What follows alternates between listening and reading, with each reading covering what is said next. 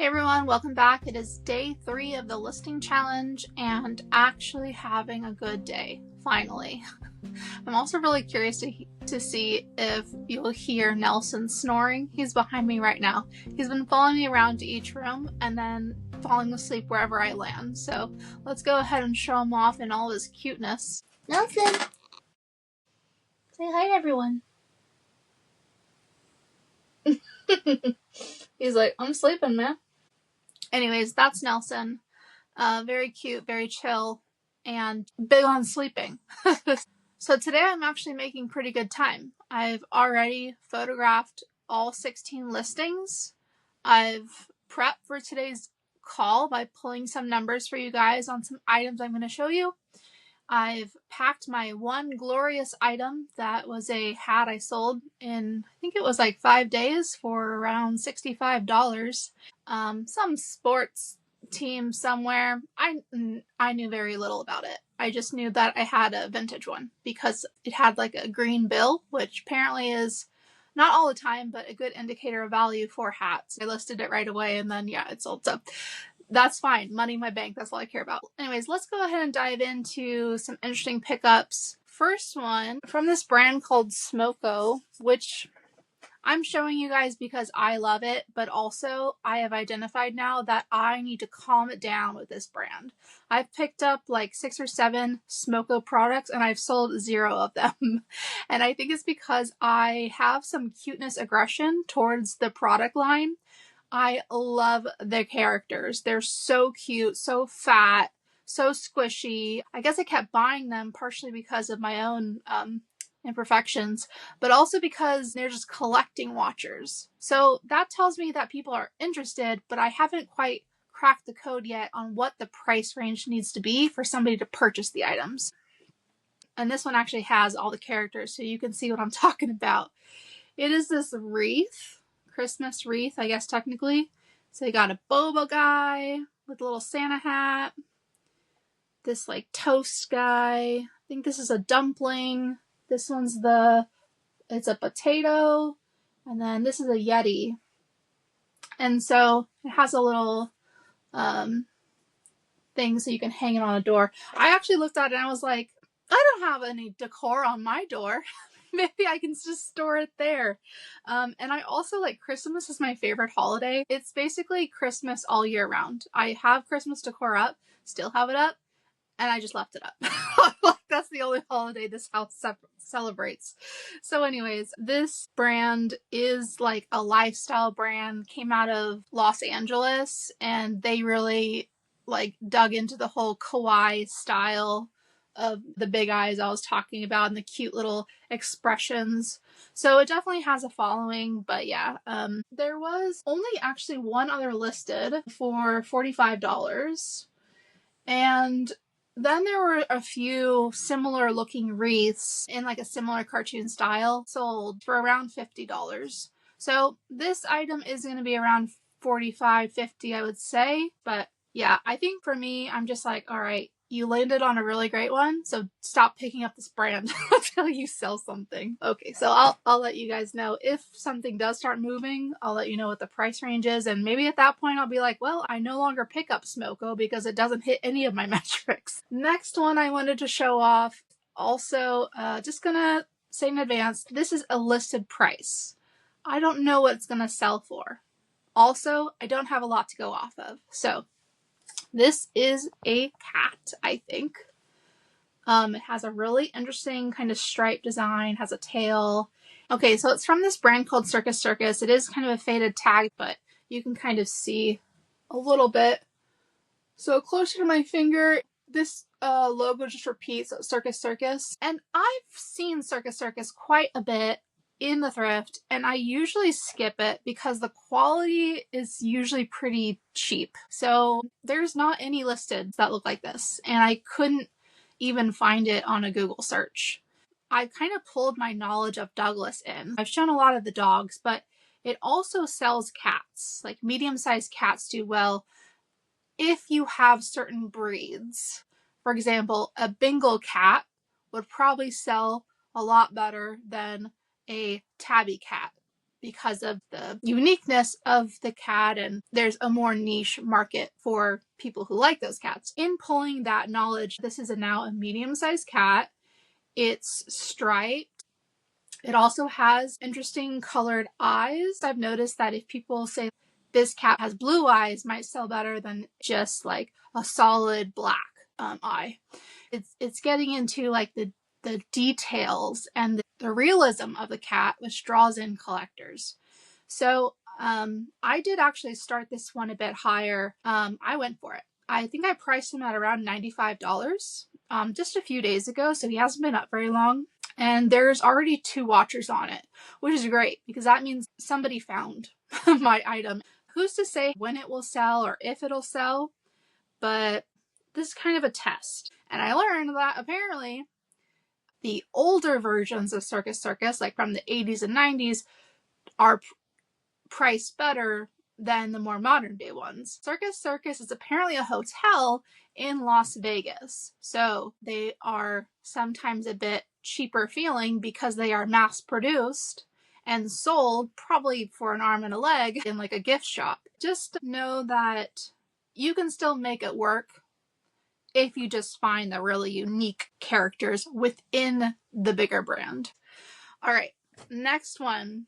Completely shocked by the number and also way out of my knowledge base. So what inspired this pickup? I sold one of these and I showed it on the channel. I sold it in 3 days for $50. Not this one, but one similar to it.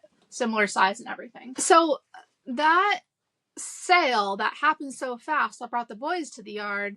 I was like, well, I should pick up more of them. So I did pick up, I haven't done the research on it, but like I picked up this one. It's kind of, I don't know the year, but it looks 70s to me, the style of it.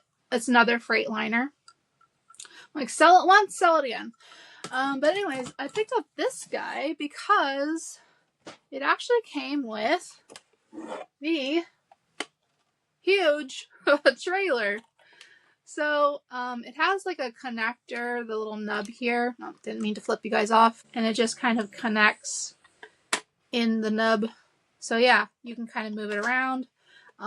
When photographing it, it's also very heavy, like clearly die cast. And that is, I think, what I really like about die cast cars is a lot of the good ones are heavy. So when you're digging through a toy section, it's like you just pick up all the cars, and if it's harder to pick up one, that's the one you want to grab. If it's light, it's plastic crap and you can skip it. I'm sure like there's probably some good plastic ones, but since I've stumbled upon die cast, that's just what I've decided to stick to. Anyways, I thought it was pretty interesting, the details on this guy. So it has these like little like flaps for the wheels. I did notice during photography that I think mine is missing one of the wheels here on this side. So see, it only has one, the others have 2. So yeah, there are some errors, but you know, it's an older item, so to be expected, I would say. So I picked up this guy, and when I looked at it, I was like, okay, CFI, don't have no idea what that is. And you'll find out through my explanation of this, I don't know what I'm doing. But that doesn't matter, because I have it now, which means I can sell it, and I can use the internet to help me figure out what I'm talking about, then sell it for a good amount. So I gotta kind of stumble through this with you guys. Okay, so I looked this up. At first I was thinking, oh, maybe it's just like having them together, like it doesn't matter what the brand is. But no, apparently this brand, CFI, which stands for Contract Freights Incorporated, is a really great brand. I'm gonna go through some recent sales, and then I ended up Googling why do boys want this? Like, I think that really was my question. Like, what's special about this? Why does this sell so well? Like, I need somebody to explain. The research helps me because it helps me identify keywords just to set the playing field here. The most I know about trucks before selling these is when I was younger and a truck went by, I would go like this, and then if the trucker saw me and they were nice, they would blow their horn and it would be really loud and exciting. That's all I know about trucks. So when I was trying to form this listing, And I was like, truck only? I don't know. What is it called? And so like I learned some people call truck, they also called a tractor trailer or a cab. And then this is the box truck version. Okay, I bet some of these guys are laughing laughing at my inability, but hey, you gotta start somewhere. Okay, anyways, I also learned this is 1/64 scale. I have no idea what those numbers mean, but apparently they're good. Okay, so in April, one sold without the box, looked just like this, for $92. And then another one sold with the box, and it had 11 watchers, also in April, for $204. I think that one was actually like $188, and then they had like $16 shipping. And these are all pre-owned, by the way. One sold in March for $152, and it didn't have a box. And I think that one also had some errors in it. Like, that's crazy to me that this toy display, I don't know. I mean, this thing, this is like collected by probably like 50 to 70-year-olds dudes. Like, they have the nostalgia and they probably want to like collect it and put it on a shelf somewhere. So like, I don't think it matters that this is missing a wheel, or I think it's missing the mirrors on the side. And who knows, maybe some of them are tinkerers and will correct. Maybe they'll add little mirrors. I have no idea. But anyways, I ended up looking up why this costs so much. And here's what I learned. And I'm going to read it out and preface it again with, I don't really, I mean, I get it, but I also don't get it. Okay, so here's what I learned. Tonkin and PEM models are known for being high quality with more details than standard toys. So that's one reason why Kenworth T2000, which I'm pretty sure is what this is because on the bottom it says Kenworth, made in China. Kenworth T2000 has a cult following because it was an iconic semi from late 90s and early 2000s. And then it says CFI branding, which is this one. And branding on the back as well, and the side, and the top, like very well branded. CFI branding is nostalgic for collectors and former drivers, especially because some truck brands change ownership or disappear, making certain brands even more appealing. Like, makes sense. And then it says 1/64 scale with the trailer is more desirable for display collection. So right in that, they're just gonna put it on a shelf. And this particular one is apparently hard to find, especially with the box, which is why the price jumps from $95 to $205. So yeah, I photographed this guy today. I am going to need to take a few more photos of the additional errors I have found. But yeah, I paid $7 for this guy. And he was among many that I picked up that day. About some for $7, some for $2, and then it averaged down. So anyways, man, something feels just so poetic about taking boys' money. It's like a new way to fight the man. Take their money, give them a tiny truck in return. Anyways, this is what I love about this job. It's so interesting, and I'm learning things about trucks. Now I know a lot more about trucks and cult followings of the Kenworth T2000 than I did. So that's today's learnings, and I learned something, you learned something, hopefully. And I hope you're not cringing too hard, any of the boys out there.